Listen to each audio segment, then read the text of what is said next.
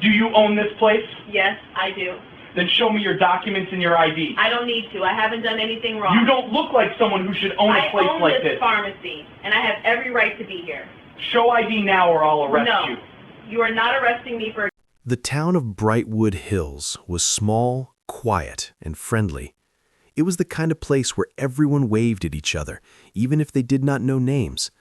Trees lined the streets, kids rode bikes after school, and old men sat on benches talking about weather and football. In the center of the town stood a clean, well-painted building called Adams Care Pharmacy. It was not a big building, but it was special. People trusted it. People loved it. Adams Care Pharmacy was one of the best pharmacies in the area. Almost everyone in Brightwood Hills bought their drugs there. The shelves were always full, the floors were always shiny, and the workers always smiled. If you had a question, they answered kindly.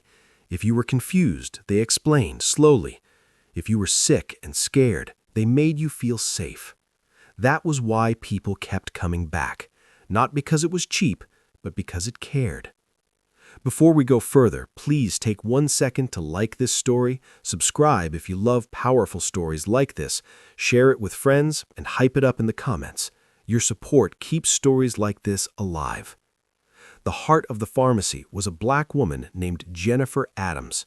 She was in her early 40s, tall, calm, and always neatly dressed. She wore her hair pulled back and her white coat clean every day. Jennifer was not loud. She did not talk much, but when she spoke, people listened.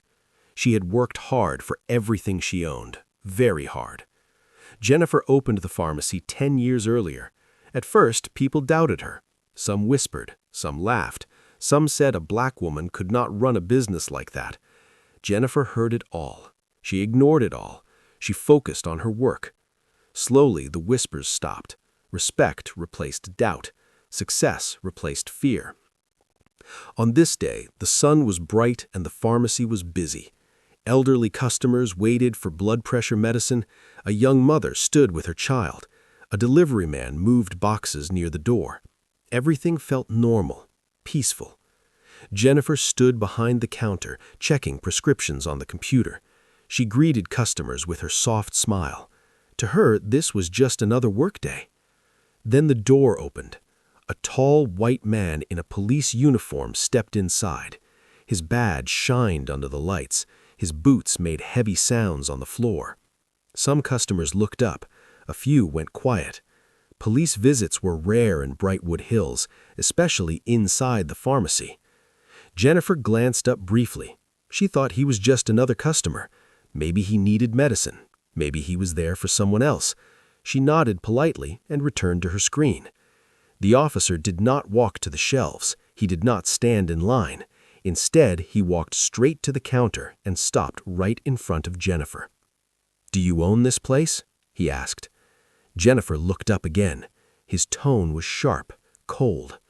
"Yes," she answered calmly, "I do. How can I help you?" The officer looked around the pharmacy slowly. His eyes scanned the walls, the shelves, the clean floors. He smirked. "You own this?" he asked, again, louder this time. "Yes," Jennifer said, "I do." The officer leaned closer. His voice dropped, but everyone could still hear. "Then show me your documents and your ID." Jennifer blinked. She stayed calm. "My documents?" she asked. "Why?" The officer crossed his arms. "I bet you don't show them, because you don't even have them." The air in the room froze. Customers watched. It felt heavy.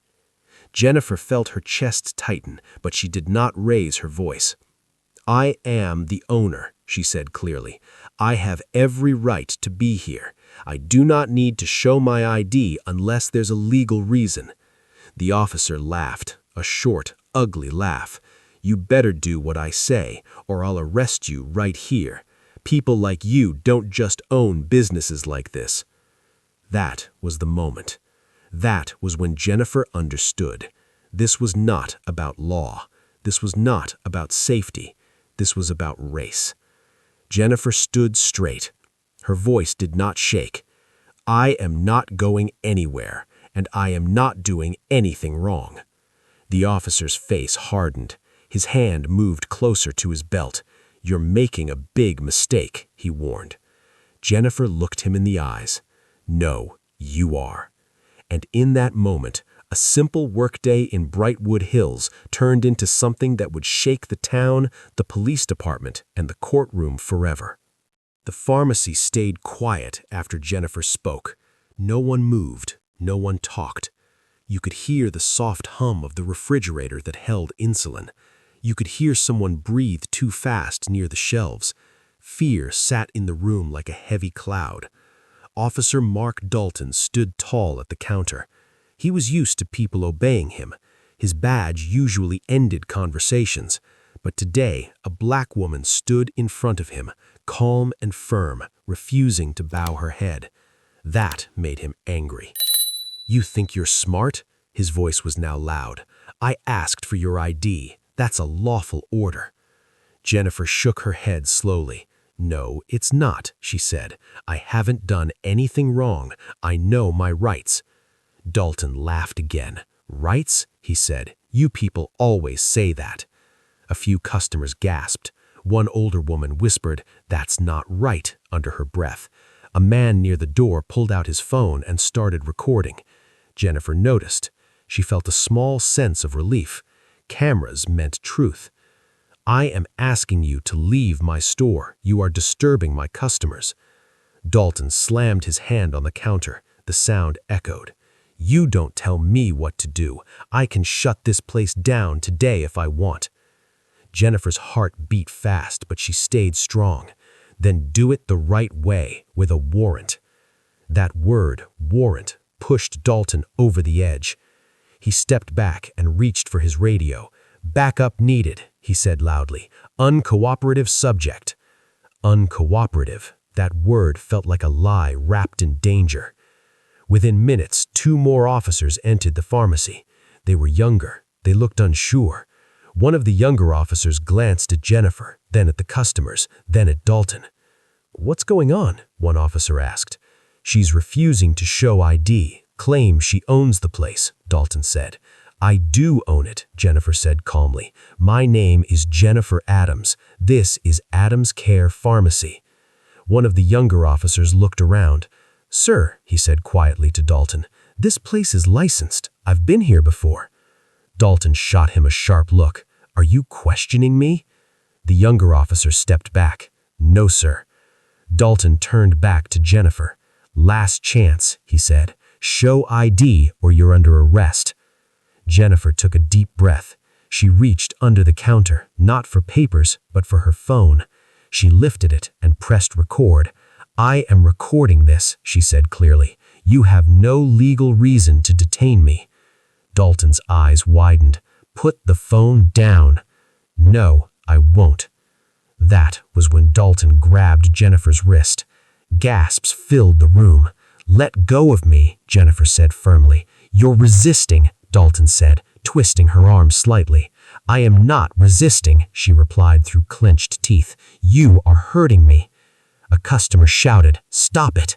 Another yelled, "She didn't do anything." The younger officers froze. They did not step in. Fear held them back. Dalton pulled handcuffs from his belt. "This is happening," he said.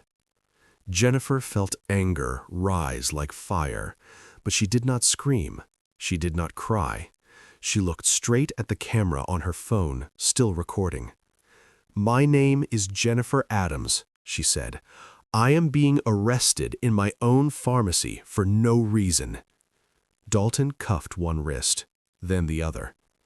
As he led her toward the door, something unexpected happened. The automatic doors would not open. The delivery man had blocked them. "You're not taking her," he said. His hands shook, but his voice was strong. Dalton shouted, "Move!" "No," the man replied. "This is wrong." More customers stepped forward. The old man with a cane stood tall. The young mother hugged her child and stared at Dalton with angry eyes. "This is not justice," the old man said. "This is shame." Dalton felt the room turn against him. His face burned with rage. "Clear the way," he ordered the other officers. Slowly, the doors opened. Dalton dragged Jennifer outside. Police cars waited. Lights flashed. Phones recorded from every angle. As Jennifer was placed in the back seat, she looked back at her pharmacy, her life's work, her dream. She whispered to herself, "This is not over." And she was right, because what Dalton thought was a show of power was actually the beginning of his fall. The police car smelled like old leather and sweat. Jennifer sat in the back seat with her hands cuffed in front of her. The metal felt cold on her skin. The door slammed shut, and the sound echoed in her chest. The car started moving, pulling away from the pharmacy she loved. Outside, people stood on the sidewalk. Phones were still raised. Faces looked angry, shocked, and confused. Jennifer caught a glimpse of the sign reading, "Adams Care Pharmacy," as it faded from view.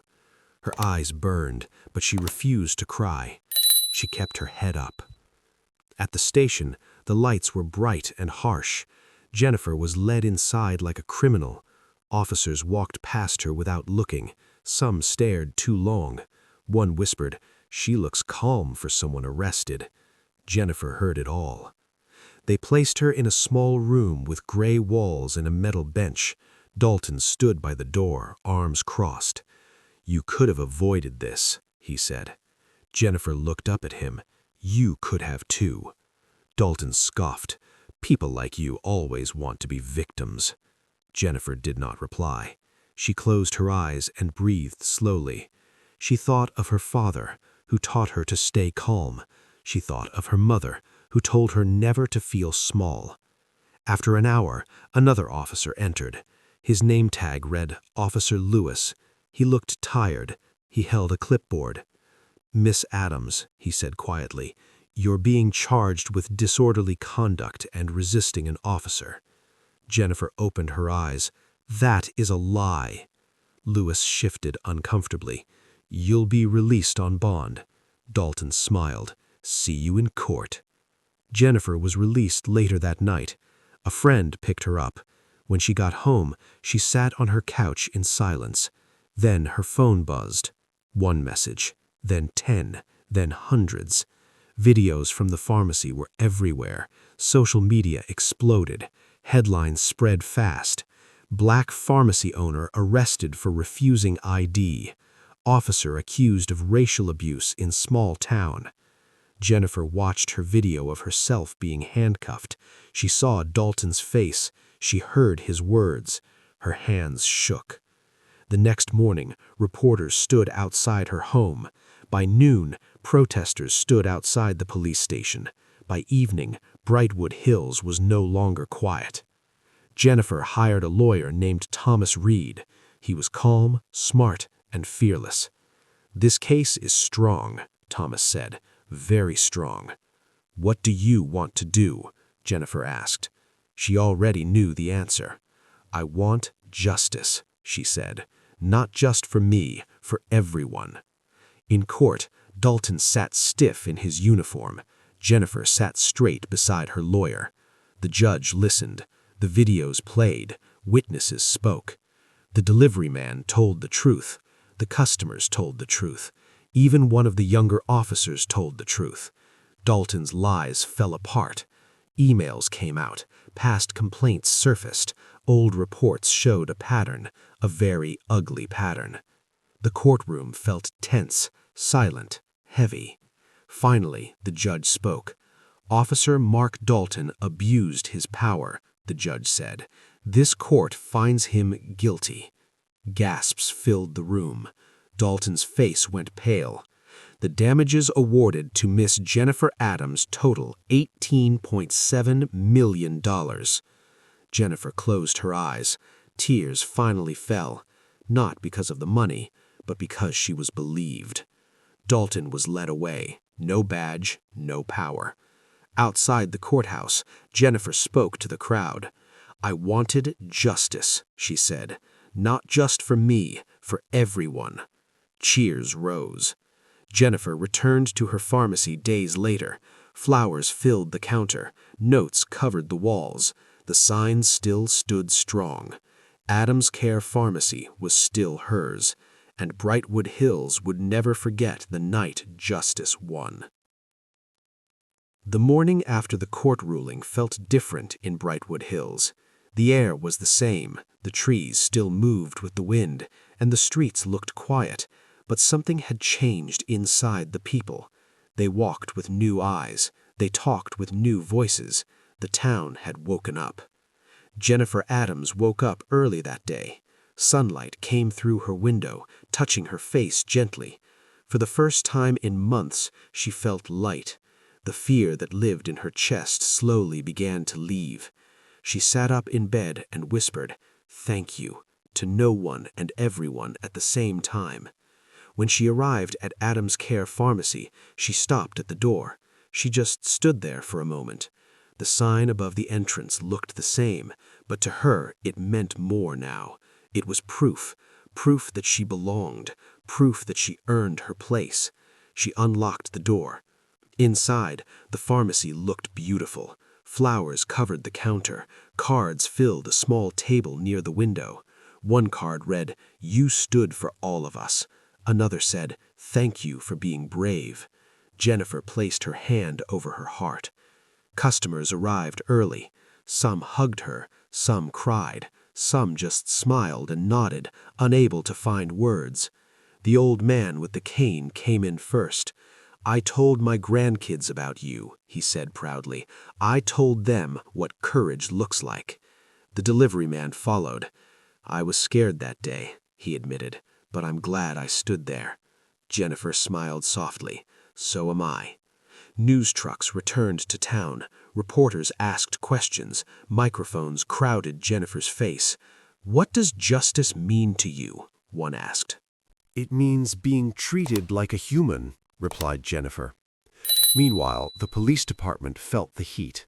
Investigations opened, officers were questioned, training programs were changed. The chief gave a public apology. "We failed," the chief said, "and we will do better." Dalton's name became a warning. His badge was gone. His career was over. Other officers watched closely. Power no longer felt untouchable. Jennifer used part of the settlement money to help the town. She funded scholarships. She donated medical supplies. She offered free checkups once a month for families in need. "This is how we heal," she said. One afternoon, a little black girl stood at the counter, staring at Jennifer with wide eyes. "My mom says you're a hero," the girl said. Jennifer knelt down. "I'm just someone who didn't give up." The girl smiled. "I want to own a store, too." Jennifer laughed softly. "You can own anything." Brightwood Hills changed slowly, but it changed. People spoke up more. They watched closer. They learned. Jennifer often thought back to that day, the handcuffs, the fear, the anger. She realized something important. Justice did not come fast because she was lucky. It came because she stood still when she was told to shrink, and that made all the difference. Life slowly settled into a new rhythm for Jennifer Adams, but it was not the same life she had before. Before, she was known as the woman who owned the best pharmacy in town. Now she was also known as the woman who stood up to power and won. That kind of attention followed her everywhere. Some days Jennifer wished for quiet. Other days she understood that her voice now carried weight, and she chose to use it carefully. Letters came from all over the country. Some were from black business owners who had faced the same kind of treatment. Others were from parents who feared for their children. Many simply said, "Thank you for standing up when we could not." Jennifer read every letter. Some made her smile. Some made her cry late at night when no one could see. One letter stood out.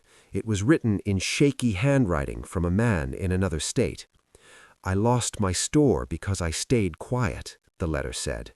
"You gave me hope that my silence was not the end of the story."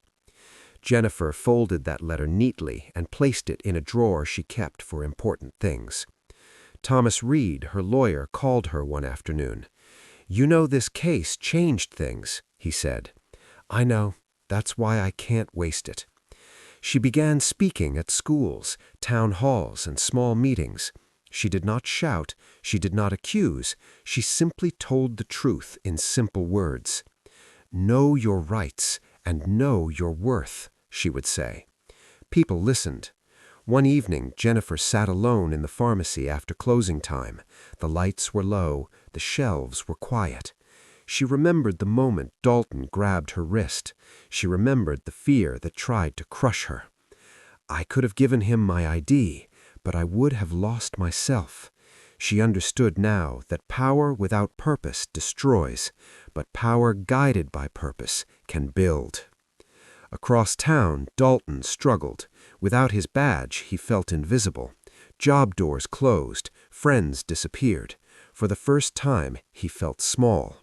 He watched the news one night and saw Jennifer speaking calmly to a crowd. He turned the TV off. Jennifer did not celebrate his fall. She did not hate him. She believed accountability was enough. Back at the pharmacy, a new sign hung near the door. "Respect is not a request, it is a right." Customers noticed. Some nodded. Some smiled. One afternoon, the younger officer who had been there that day walked in. His name was Evan Brooks. He looked nervous. "I should have stepped in," he said quietly. Jennifer studied his face. She saw regret. "Then do better next time," she replied. Evan nodded. "I will." Jennifer watched him leave. She felt peace. She had turned pain into purpose, fear into strength, silence into change, and still her story was not finished. Because the greatest impact of justice is not punishment, it is transformation. Years passed, but the story of Jennifer Adams never faded. In Brightwood Hills, people still talked about the day the pharmacy stood still. New families moved into town and heard the story like a legend, not a fairy tale, but a real moment when courage met justice. Adams Care Pharmacy grew even more popular, not just because of its quality drugs or kind service, but because it stood for something bigger. People trusted it with their health and their hearts. Jennifer never changed her simple routine. She opened the store early. She greeted customers by name. She asked how their families were doing. She listened. That was her real power. Care. One day, the town held a small event in the park. No big stage, no loud music, just people. The mayor handed Jennifer a plaque. "For courage," he said. Jennifer smiled politely. "This belongs to all of us." A young boy raised his hand. "Why didn't you get scared and give up?" Jennifer bent down to his level. "I was scared, but I knew fear should not decide who I am." The crowd went quiet. Jennifer looked around. Black faces, white faces, old and young, together. This story is not about fighting police. It's about standing when you are pushed to kneel. Applause followed, not loud, but deep. At home that night, Jennifer sat on her porch and watched the sunset. She thought about how close she came to staying silent, how easy it would have been to give in. She smiled softly. Justice had come fast that day, but its real work continued every day after, and it lived on.